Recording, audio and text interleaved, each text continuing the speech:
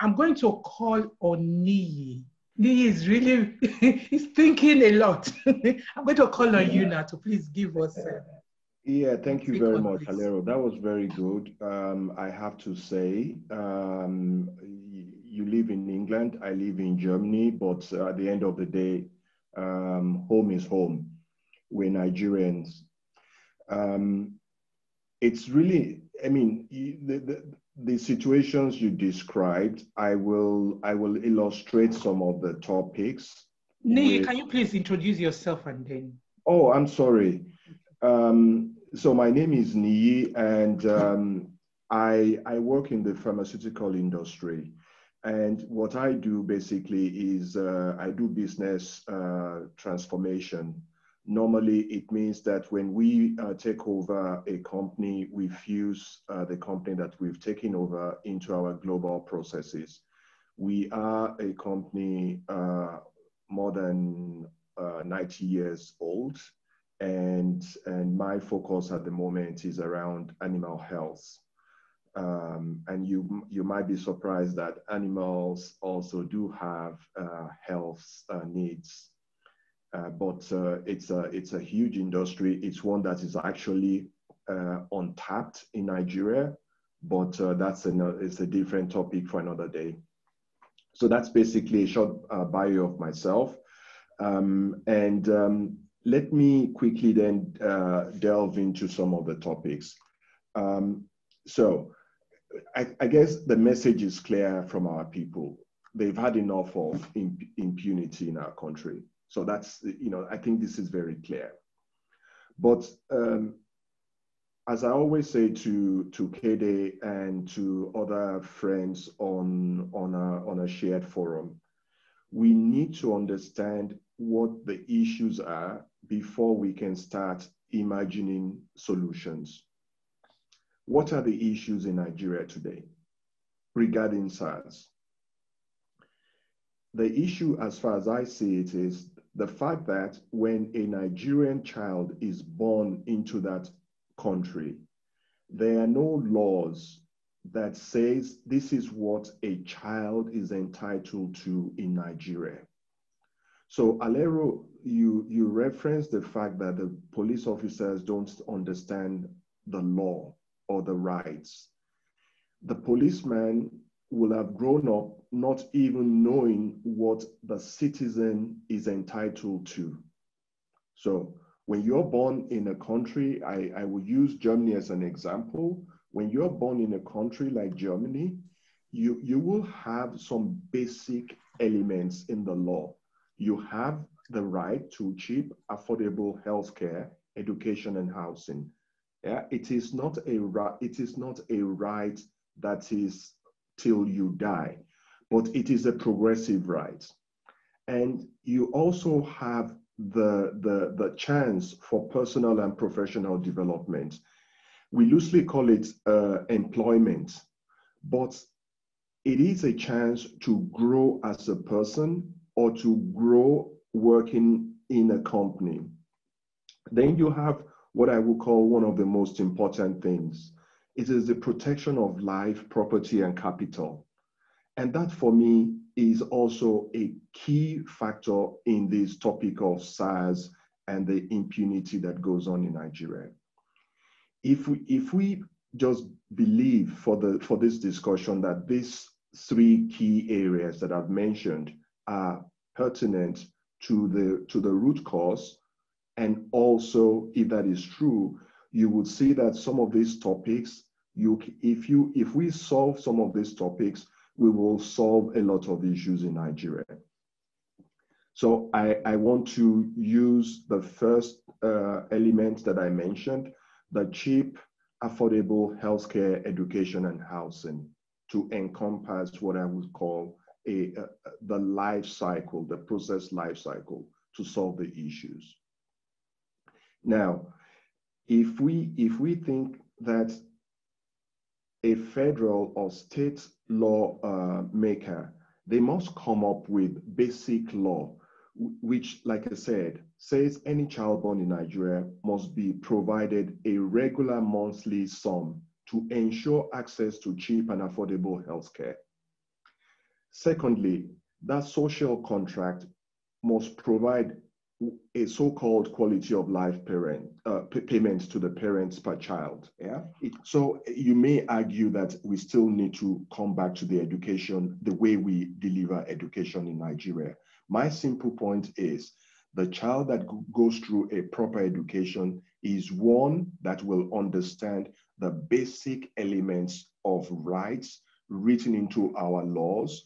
And that child, when that child becomes a police person, a civil servant, somebody at the immigration counter, he or she will understand before they ask the other for a bribe or for something before you move, that that person that they're speaking to understands that, no, within the laws of the land, I have the right not to acquiesce to you asking me for something. And then the last topic that I raised on the three elements is housing. I mean, we have seen the videos of where policemen live. We have seen where civil servants live. And if we don't spend money on some of these key infrastructures, we will never change this topic of SARS. I would like to close on this, because I think we should have some other people need to speak also. I would like to close on the simple point that the government on this topic, they told the Nigerian people that we acquiesce to your request. We've ended SARS, and it was replaced by SWOT.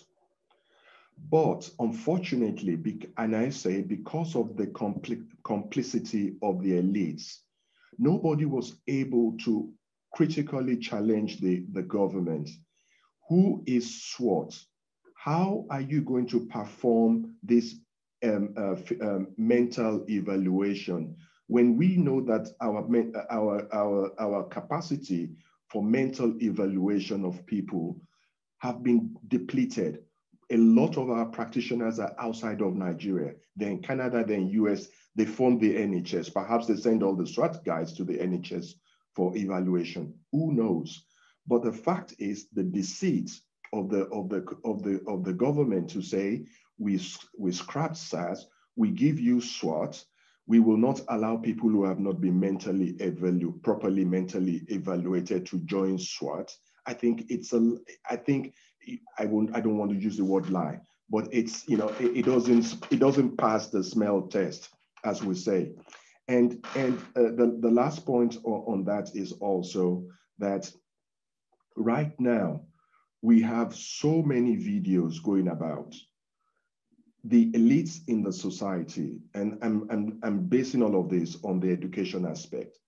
Our elites, they're complicit. Why do I say that? It's not to challenge that the actions of President Muhammadu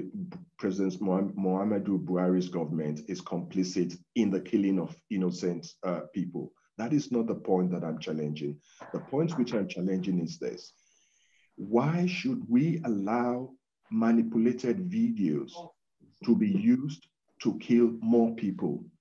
It's on us as intellectuals or the elites to challenge the narrative, to let people know that, yes, we know that people have the right to protest, but we also know that there is a different agenda going on. I will ask you to think about this. Why did we have the killings in the Lekki axis?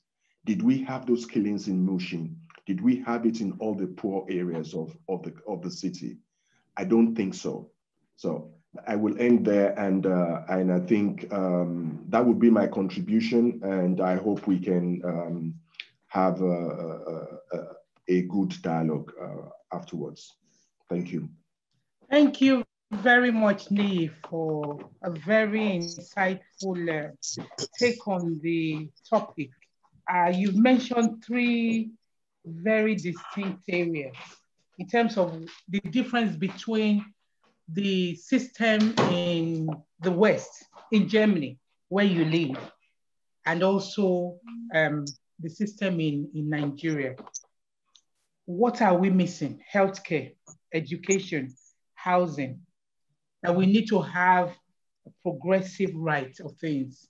Right now, we don't have the knowledge, and also neither do we have the wherewithal as a country in terms of the human rights of our people. And also you have talked about the chance for professional development. That is growing a person and making them work to again benefit the country, and also protection of life and security. And you have mentioned that lawmakers should come up with the basic law, cheap and affordable healthcare, cheap and affordable housing, education that is guaranteed, the quality of education, and that we need to reassess how we are teaching education. And also in terms of housing, the key infrastructure is missing. There's a huge gap. And it will not change because one, the people who were put in place to help us are also suffering themselves. Basic things are not guaranteed. So it's like a dog eat dog existence. Yes. And for the government to be able to do things, these are the fundamentals that need to be looked at. Thank you very much.